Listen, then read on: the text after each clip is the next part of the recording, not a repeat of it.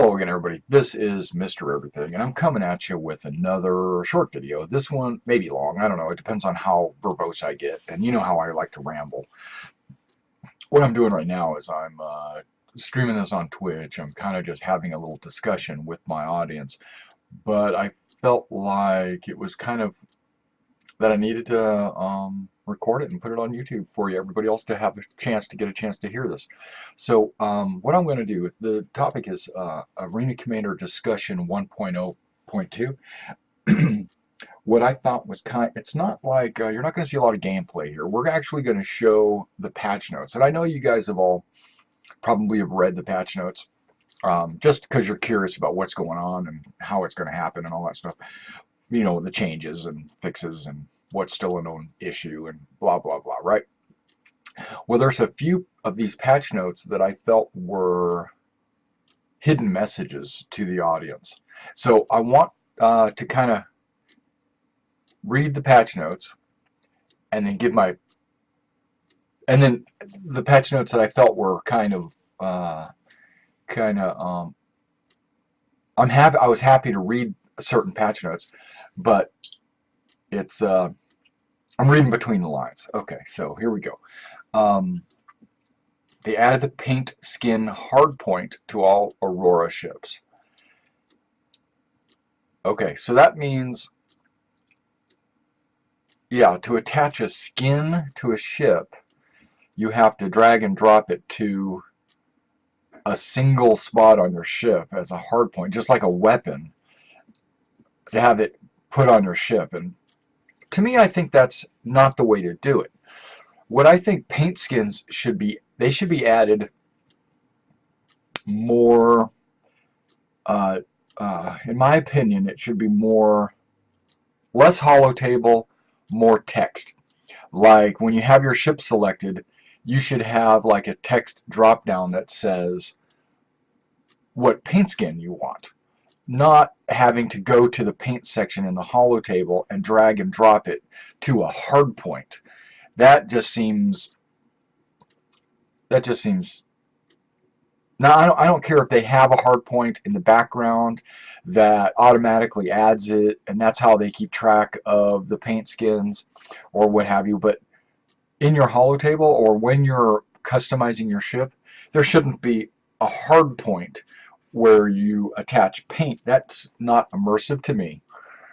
Maybe a drop down menu of what paint skin you want, and that way you know, the artist can go and paint your ship, not a hard point. I don't know, just something that bothers me. Okay, now they added the Bear laser cannon S1s to the wing top weapon hardpoint of the Aurora LN. That's good. Okay, so they added the guns. That's good. And then they added audio to several usable locations in the Redeemer. Okay, that's cool. So I don't own a Redeemer, so I can't check that out. But that sounds good. That, like, if you go into the bridge, you hear beep boop beep beep boop. No, I don't know. And then you go into the toilet and you hear whoosh. I don't know what sounds they added. Okay, components. They added the Tarantula 870 ballistic gun. That was added, and then I think they took it out immediately, but they might have re-added it. The added shield section to the holotable. I remember that because I was in the public test universe, so it wasn't a surprise for me to see the shield section. But that's kind of cool, where you can swap out different shield generators for different ships. Okay, so they're gradually starting to work on increasing the customizability of your ships. Although some players were having issues swapping shield generators out, it was causing their games to crash. Yeah, so you can't always have the best thing always. Okay, but no, that's cool. They added new parameters that allow creation of different brands of shields. Okay, so that's something, we don't really need to know that. That's something that their development team created for their creation of different brands of shields. That's not for us. Just because they added new parameters that allow for creation, that's not something that's something that I'm glad they put that in there and to let us know. But it's not that's not something we need to know as a player. Okay, added different behavioral styles for shield generators using new parameters. Okay, behavioral styles. Okay, I think some will have like a faster recharge. Some will have like a stronger um, shield itself, but when it falls, it recharges slow. There might be something that absorbs more energy damage. Some might absorb more splash damage. Some might absorb more ballistic damage. Some might be only on the front and the back. Some might be only all four sides or whatever. And then those are the behavioral styles. They're basically it's not saying they developed a bunch of shields based on how you play. No, that's like how you play in Arena Commander. That's not what that means. That means the shields will behave in different ways. Okay, and the next one, added 8 new Seal Corporation shield generators. These will fall into one of 2 behavioral styles. Okay, one of 2, yeah. So if you go look at Arena, I don't know, what is it called? Voyager Direct, you can we're able to actually see those 8 new shield generators. You could purchase them. They would be in your hangar. Then you could attach them to your ship. And people were having problems with them. So I think they actually took them off the market just for a moment. I don't know if they're back on today. But they were taken off last night for a short time. Okay. Increased reduction against direct fire with reduced splash absorption. Yeah. Increased the reduction against direct fire. Okay, so what they're saying is the shields reduce the amount of damage by a certain value between, I think it's 1 to 200 or something like. It just depends on the shield. I think they increased it against the direct fire weapons, against direct weapon fire. Okay, with reduced splash absorption, because there are some direct fire weapons that have explosive shells, or there are missiles that have explosive shells, and they consider that to be splash absorption. So I'm not exactly sure how this is worded. Increased reduction against direct fire weapons, direct weapon fire, with reduced splash absorption. Okay, so maybe what they're saying is some weapons have an automatic reduced splash absorption, and they went ahead and increased that so that the shields will be more effective against those splash absorbing producing weapons. That's kind of how I'm reading it. And then they increased the splash absorption with reduced direct fire absorption.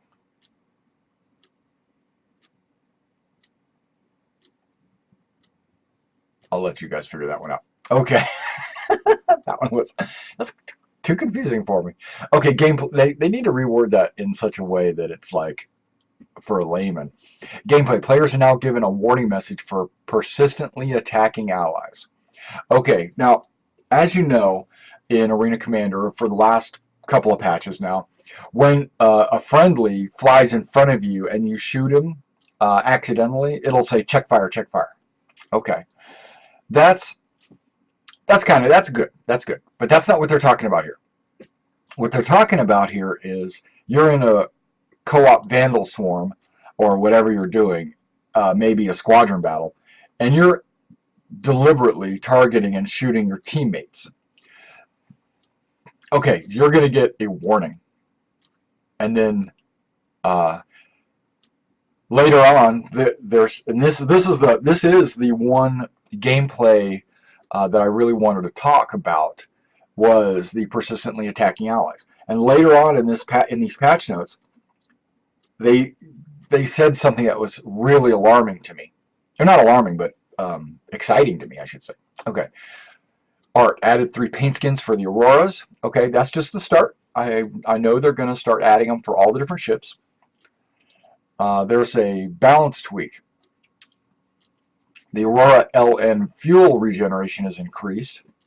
So as you're, when you boost, you lose fuel. Well, gradually it's supposed to come back based on the fuel scoops picking up hydrogen in space, and then you're supposed to be able to boost again. So when you use your complete fuel, all your boost fuel, you're not supposed to be out forever. It's supposed to gradually come back. The Mustang Gamma and Omega have had their handling improved to reduce their drift. Mustang Gamma and Omega have had their thrust generation increased. Removed empty weapon mounts from Mustang Beta. Okay, there must have been some weapons that you couldn't mount there. Tweaked the Rattler cluster missiles so that second stage rockets will detonate at separate time intervals if they miss. Okay, that's cool. Components. Amount of ammunition for the Tiger Streak ammo box has been increased. Okay, I've heard so many different people bitch and complain about how much ammo the Tiger Streak has. It doesn't have enough. I think it was 150 or something like that. And they were moaning and crying about it. But you know what? They were right. 150 isn't enough. Not on a fully automatic chain gun like that. They need to have a good amount of ammo. Maybe not 1,500, but maybe 500 or 750 or something. And I don't know if you guys know this, but if you stop shooting, you run out of ammo and you stop shooting, the ammo box will automatically replace itself. Basically, it swaps to a second ammo box. So no matter how much ammo you have in there, or you think you have in there, you have more than you think. You fire it all up, you wait a few seconds, you can fire it all up again. Okay. That's my 2 cents. Okay, now we're going to tweaked second stage rockets for Rattler cluster missiles so that they don't all run out of fuel at the same time. Didn't we just say that? Okay. He said that twice, so it must have been something that they were really excited about. AI are more likely to fire a missile after acquiring a lock. That sucks. For me. Oh, goodness. And then the PP rebind keys can no longer access files anywhere on the computer system. So, but you can place your XMLs in the user controls mapping area, and then you can access it. So it's basically telling you that they're going to limit it. And I think that it shouldn't hurt anybody, because most people were just building these XMLs and then accessing it, but I guess it was causing problems with, I'm assuming that it was causing problems with the PP rebind keys having to access all kinds of locations on your computer, and it might have been causing problems. So they decided to just limit it to one spot. Or they did that for a design reason. I don't know. Okay, here's the fixes. Ships. Fixed an issue that caused the 325 to occasionally load into a match without ammo. That would suck. The 350R is able to have a Talon Stalker twin rack mounted on the holotable. Well, that's good. Fixed graphical gaps in the 350R wings. That's good, so you don't see through your wings anymore. Corrected thruster color for the Avenger. Okay, how do we know that it wasn't the right color in the first place? Okay. Audio for Avenger seat turning around plays correctly. So instead of you push a button and it goes dee dee dee dee dee dee, it actually probably will just go whoosh. Entering the seat of a Gladiator will no longer swap to the rear view camera. Okay. Fix some of the issues that caused Hornets to leave their landing gear down. Okay. Hornet canard turret texture no longer pops in and out with distance. That's good, but I wish they would fix my canard turret randomly not recharging my guns. I would say 1 out of 3 matches, my canard turret guns that I mount on it don't recharge. And that's You know, I hate to have to bail out of a match and reload into a match when I was, you know, having a good old time. Okay, fixed an issue that was preventing Mustangs from taking damage over a majority of their ship hull. Sorry, Mustang owners, you're not invulnerable anymore. Removed reflections from Cutlass black buttons. Why would you do that? Why not keep the reflections on there? That's kind of a cool feature, unless the reflections were causing some performance issues where your computers can't keep up with all the various reflections. But otherwise, I would think, unless they want dull buttons, unless that was the plan, or they think it looks better, because they might add them back. Who knows? Fixed an issue where shooting some ships with a pistol would cause graphical issues with damage states. Well, I've done this. I've actually ejected from my Hornet and shot a Cutlass and caused him to explode. I mean, my pistol had unlimited ammo. I just constantly just pounded it into him, and his Cutlass exploded. Components. Fixed an issue that was preventing the Rattler from delaying its second stage. Okay, so the second stage might have been going off prematurely. Some of you know what I mean. Okay, gameplay. Fixed an issue that was preventing the system. Here, this is the one. This is the one. Fixed an issue that was preventing the system from kicking players persistently attacking allies. Okay, so what I'm talking about there is, if you read between the line, it says that the system is supposed to kick you if you're attacking your allies. And the system didn't allow that to happen, so they fixed it. So now what they're saying is, if you shoot your allies, you're going to get kicked. And I think that's good. Persistently shooting them, because you can accidentally hit them every now and then, but if you're just constantly just pounding on your friends, yeah, you're out. Okay, next one. Fixed an issue that prevented the recovery animation from playing after suffering a redoubt. After suffering a redoubt. A redoubt is a fortification. So, how do you suffer a redoubt? Fixed an issue that prevented the recovery animation from playing after suffering a redoubt.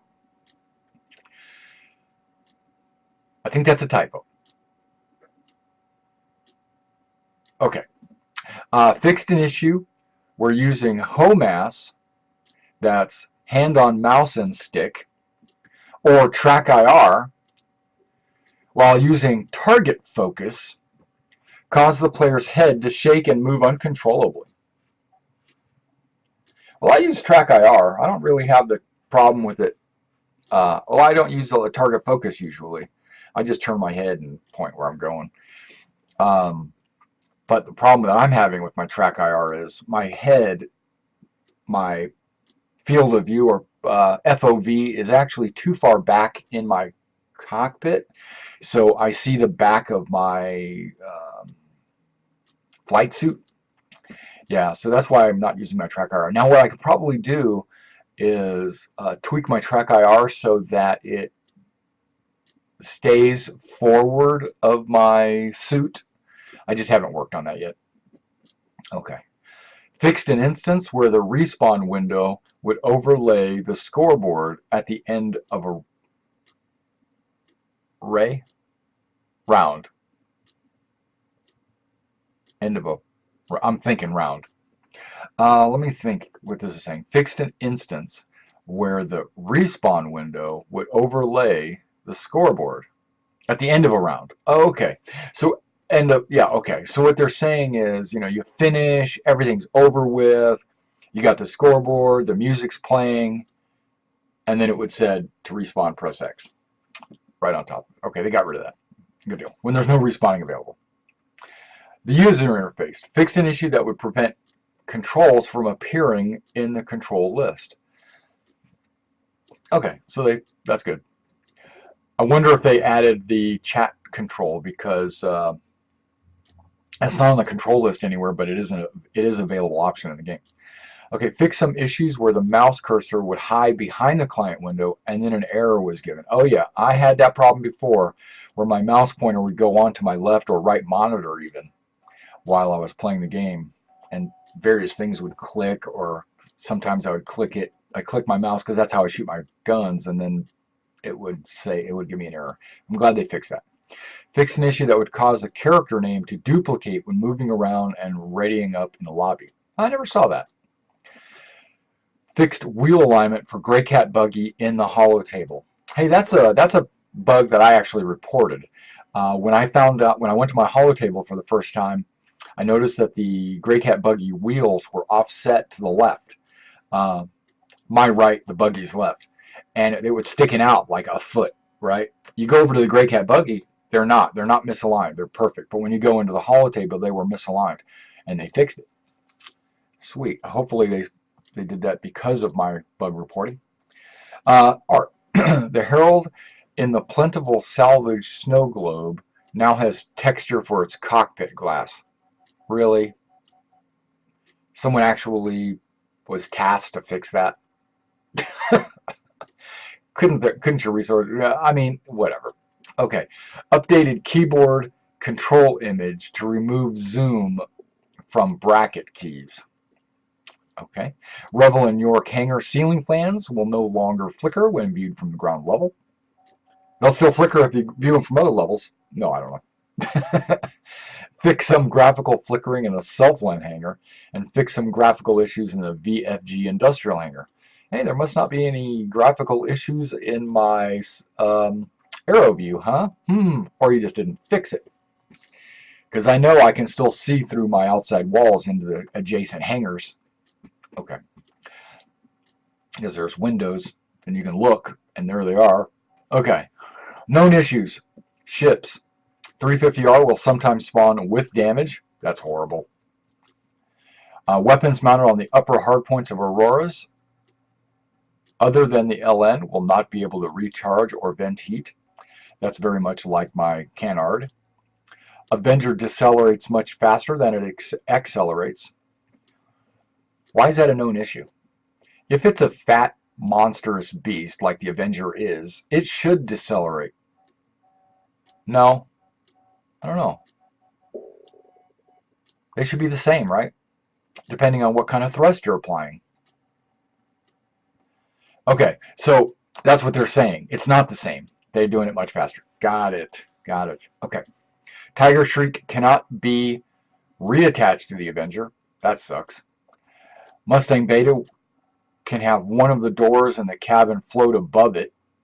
That's horrible. Backseat of the Super Hornet cannot be exited. Oh, you're stuck. All ships aside from the Hornet are missing ship trails when carrying a core. What, only the Hornet has a ship trail? Okay. Several ships are having radar visibility issues due to their helmet blocking the view. Freelancer loading ramp has no collision. Basically what they're saying is you just fall right through it. Okay. Components. Okay. User folder issues can cause weapon ammunition to go missing as well as other ship component malfunctions. Yeah, that's why whenever I have those kind of issues, I just delete the user folder. A lot of you probably do the same. Rattler cluster missile second stage rockets will all use the same trajectory. That's a problem. This is known issues. They shouldn't. Missiles aren't inherently Missiles aren't inheriting the velocity from the ship that launches them. Yeah, that's true, because sometimes you'll launch a missile and it'll fall behind you, or because you might be flying super fast, or it will just fly along beside you, and then all of a sudden when it goes off, you're taking the damage.